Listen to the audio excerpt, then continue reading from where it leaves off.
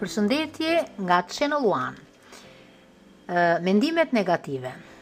Po të pyesim veten, sa mendime kaloj në mendjen e njeriu gjatë një dite? Për shembull, nëse do thonim 30.000, a do habiteshit? Çështja është si përdorni ju këto 30.000 mendime çdo ditë. Studimet mbi trurin dhe mendimet kanë arritur në përfundimin se 84 deri në 92% e mendimeve që kalojnë në kokën tonë çdo ditë janë po të njëjta me ato të djeshmet. Jo vetëm kaq, por 82 deri në 90% e mendimeve tona janë negative. Analistët theksojnë se humori juaj ndikon tek mendimet dhe që ne i lejojmë ndjenjat dhe emocionet tona negative të na ndikojnë tek mendimet. A ju ka ndodhur të ndëroni për diçka, më pas mendja juaj kalon tek një kujtim i hidhur? Autori dhe poeti amerikan James Allen thot: çdo veprim dhe ndjenjë pasohet me një mendim.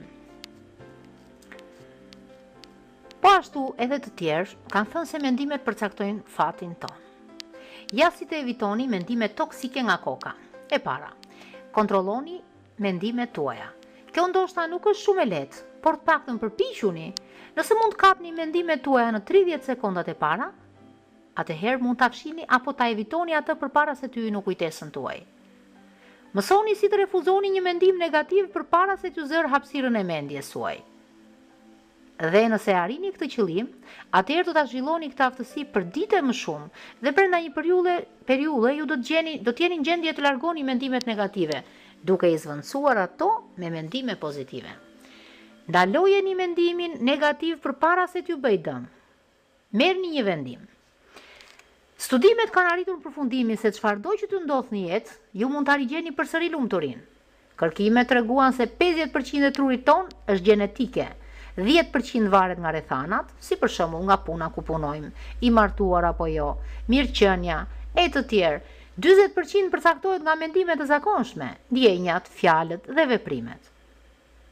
Me anë të këtij studimi përcaktohet se pavarësisht geneve, ju përsëri keni shpresë për të ndryshuar jetën dhe për të arritur lumturinë.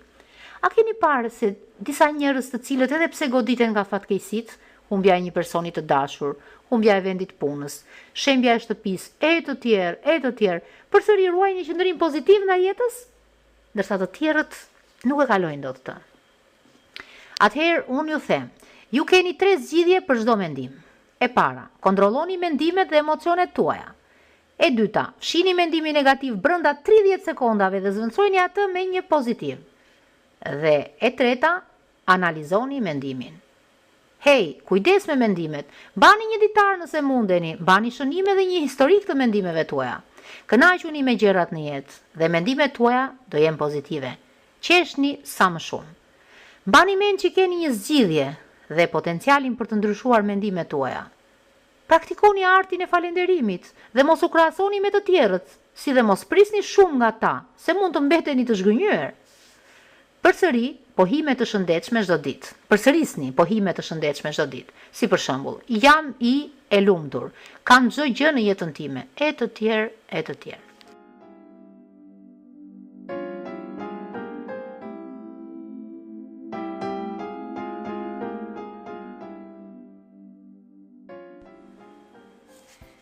Shumë prej nesh kanë tendencë të parashikojnë të ardhmen. Krijojnë edhe vizione negative në kokën e tyre. Problemi me këto mendime është që ndikojnë fuqishëm në mendje dhe mund të duket që gjërat janë me të vërtetë ashtu. Nëse lejoni që t'ju dominojë stresi, kjo mund të ndikojë negativisht në sistemin tuaj imunitar dhe do të sëmureni më lehtë.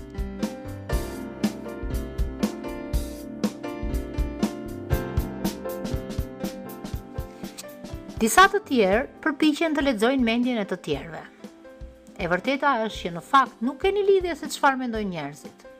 Nëse ju shikon dikush, kjo gjë nuk do të thotë domosdoshmërisht se ai po ju gjykon.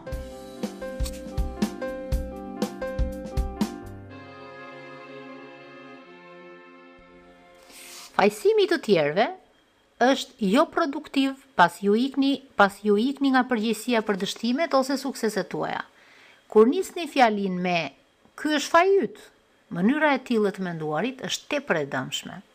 Mendimet negative ju bëjnë viktim, por fakti është që në shumicën e rasteve pikërisht ju jeni ata që merrni atë që mbillni në jetë.